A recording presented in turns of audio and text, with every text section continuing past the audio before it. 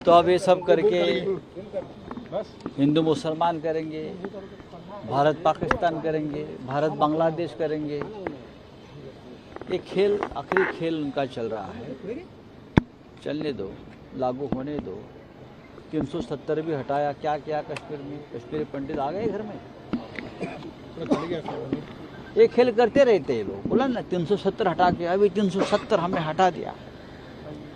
ये कांग्रेस को नहीं, हमने किया। कश्मीरी पंडित आ गए। अभी जब तक चुनाव है तब तक ये सीए खेलेंगे, खेलने दो। तो आपने विपक्ष की प्रतिक्रिया देखी। अच्छा, इसमें जयराम रमेश का मैं आपको बता रहा था, उन्होंने जो इस पर रिएक्शन दिया है कि चुनाव से पहले संजीव जी ध्रुवीकरण करने के लिए किया गया है, खासकर असम और बंगाल में। और वो ये कांग्रेस के लीडर ये भी कह रहे हैं कि ये इलेक्टोरल बॉन्ड घोटाले पर सुप्रीम कोर्ट की फटकार और सख्ती के बाद हेडलाइन मैनेजमेंट का भी प्रयास लगता है।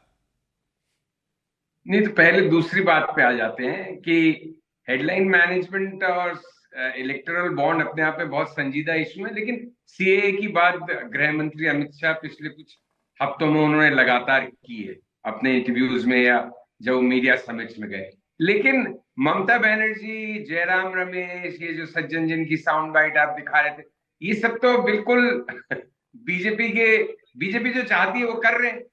भाई, हम सब कह रहे हैं और सब जानते हैं कि इसमें किसी की नागरिकता लेने का मुद्दा नहीं है। विजय ने कहा कि समझा क्यों नहीं पाए 4.5 साल में।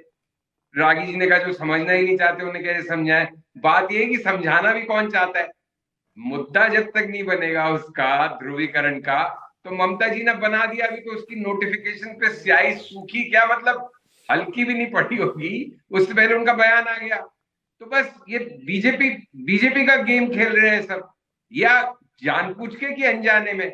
जैसे जैसे ये मुद्दा गरमाएगा और अगर ये फ्लैग मार्च हुआ और कोई 4 जनों ने वहां कर दी, तो एक नेचुरल सा ध्रुवीकरण का मुद्दा बनता है। अब उसको काउंटर पोलराइजेशन कहें, लेकिन कुल मिला के वो मुद्दा, ये मुद्दा बीजेपी को, ऐसा नहीं है कि गलत है कानून, लेकिन बीजेपी के लिए लाभप्रद है निश्चित रूप से।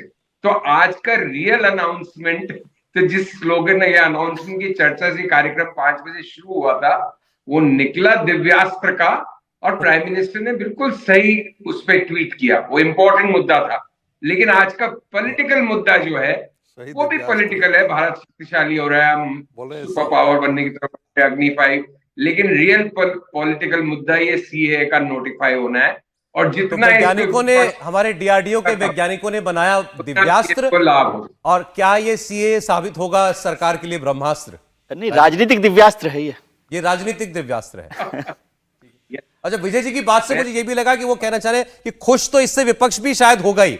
मुद्दा अगर बनेगा तो दोनों के लिए बनेगा, पोलराइजेशन होगा उससे। यदि वो कोशिश जो हो रही है, जितना आपने रिएक्शन देखा है, इसका मतलब है कि उनको कोई नुकसान इससे नहीं होगा। आप भले ना कहना चाह रहे हो सर, लेकिन होगा तो ये भी ना कि ममता जी जब बोल रही है तो बोल रही तो वो गुस्से में। सॉरी सौरभ, इससे मैं असहमत हूं, क्योंकि बंगाल का मुसलमान तो बीजेपी को वैसे ही वोट नहीं दे रहा था, तो उनको उस पोलराइजेशन का क्या लाभ है?